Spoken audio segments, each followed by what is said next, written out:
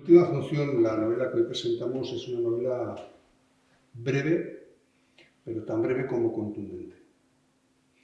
Transporta al lector a un escenario de tintes trágicos, la Tercera Guerra Carlista, sobrecogedores en algunos momentos,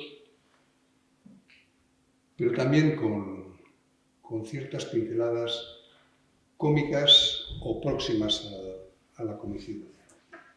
Bien, en esta obra Andú está presente de una manera evidente el mito fáustico. En este caso, el artista vende no su alma, sino su talento artístico y su arte. Un artista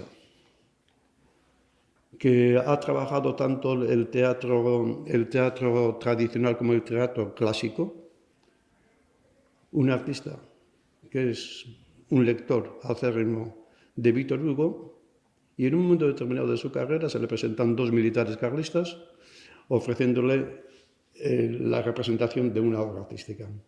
Él cede a todas las posiciones, a todos los requerimientos de los carlistas, cede a la manipulación, cede a la propaganda de la causa carlista, sin ningún tipo de rigor y sin ningún tipo de, en un principio al menos, de mala conciencia, porque sobre la mesa le han puesto unas cuantas onzas de oro todos los meses y con aquello va a poder llevar a cabo, presumiblemente, dentro de 2 años, 3 años, una vida artística mucho más plena porque ya no va a tener ninguna preocupación pecuniaria. Ese es el arranque de la novela, es el arranque de la cuestión, digamos, la cuestión central, la cuestión ideológica, la cuestión moral de la novela. La inmensa mayoría de tus obras aceptan una lectura moral. Yo creo que es una característica muy clara. En esta novela, en última función, en Gilles en última función, sin embargo, más que en la reflexión directa y propiamente moral, buscas lo que podría ser el contexto y las causas de las opciones individuales, de las opciones personales de los intervinientes, de los personajes de la novela, y buscas en el entorno, buscas en muchos sitios distintos. Bueno, también por eso aludía al principio a la atmósfera barogiana. Ahí es donde veo yo un punto de unión claro, esa tensión interna. Hay un género que en Polonia un género narrativo que en Polonia le llaman realismo pequeño,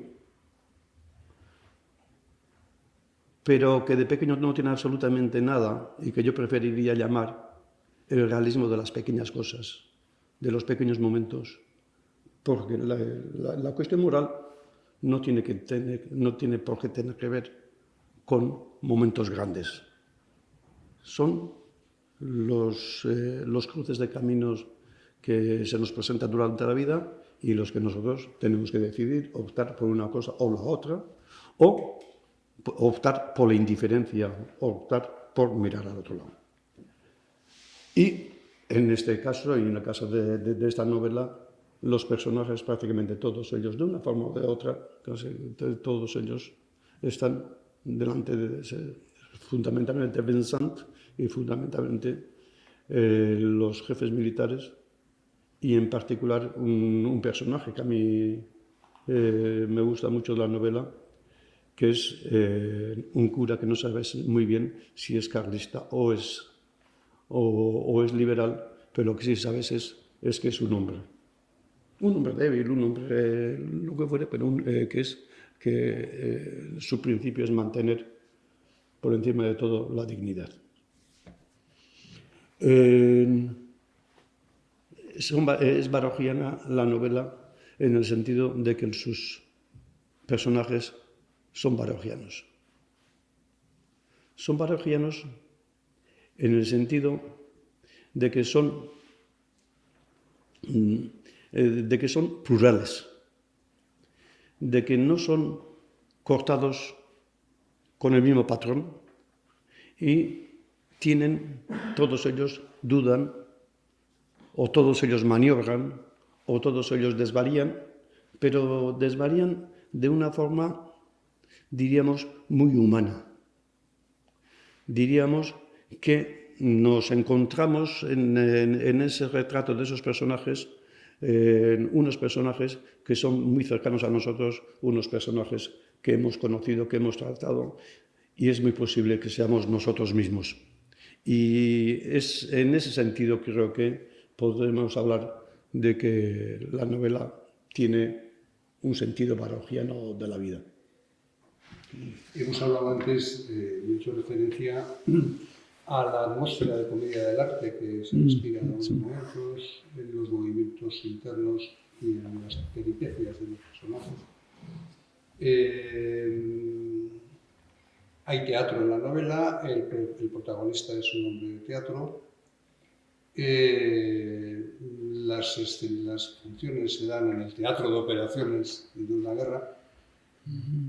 Y la novela plantea una reflexión muy sutil sobre precisamente la sutileza del límite entre realidad y ficción, con un final muy sorpresivo y que parece que abole toda la construcción de ficción que tiene la novela, ¿no? Es decir, que es un terreno que sin duda tiene que ser atractivo, pero tiene que ser también difícil de controlar, ¿no? Desde el punto de vista literario.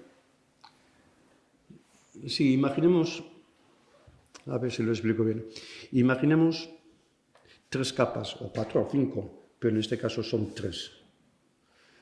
La capa del lector, en el caso de la escritura, del escritor, y la capa del lector que parte de su realidad y empieza a entrar en una nueva realidad. Y en esa nueva realidad, poco a poco se va acomodando, va conociendo los entresijos y los elementos que esa realidad tiene y participa de esa realidad. Normalmente, en la literatura, esas 2 capas tienen que existir inexorablemente. Y muchas obras tienen esas 2 capas de existencia.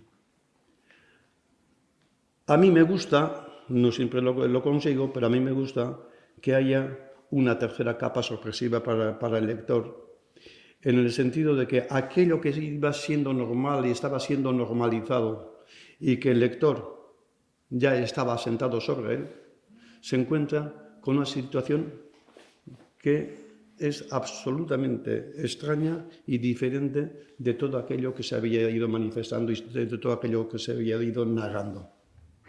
Y el final es sorpresivo, es teatral en ese sentido, esta tercera capa de la que estoy hablando. El final de la novela es algo teatral.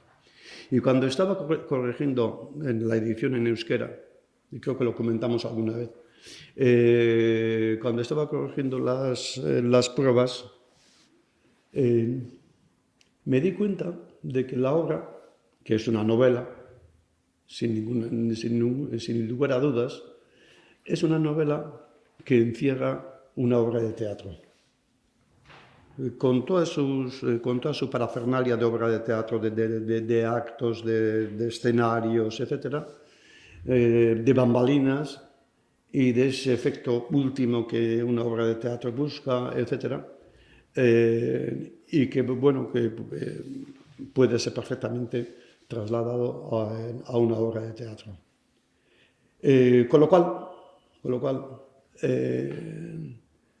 hay en el libro una especie de teatro sobre el teatro, de narración sobre narración, de diversas capas en la narración, en la que se incluyen los 2 lados, el inverso y el anverso de la vida, en el que un mismo personaje llega a las dos lindes, a la linde de lo inhumano y a la linde de lo más humano, de lo más digno.